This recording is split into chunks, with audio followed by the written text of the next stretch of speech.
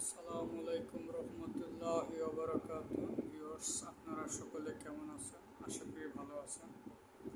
তো সংক্ষেপে আমি একটি সুন্দর বিষয় নিয়ে আলোচনার জন্য আমি উপস্থিত হয়েছি আজকে।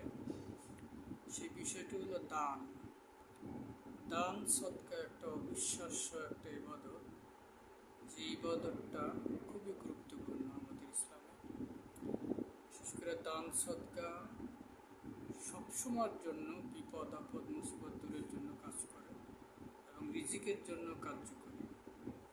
প্রতিদিন কিছু না কিছু আপনারা দান করেন, দেখবেন অবশ্যই ভালো পজিটিভ একটা ফলাফল আপনারা পাবেন।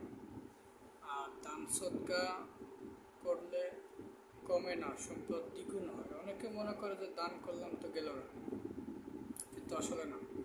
দান সদকা হলো এমন একটা ফজিলত যা করলেই লাভ, ইহকালে লাভ, পরকালে লাভ, এবং এর সব পেতেই থাকবে।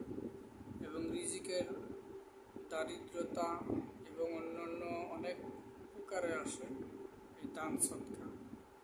সো আমরা বেশি বেশি দান করব, প্রতিদিন কিছু না কিছু দান করব, এবং এই দানের উসিলা করে যদি কেউ দোয়া করে, ইনশাল্লাহ সেই দোয়া কবুল হবে।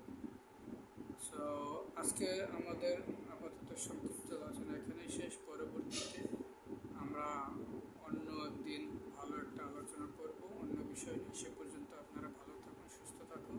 আসসালামু আলাইকুম রহমতুল্লাহ।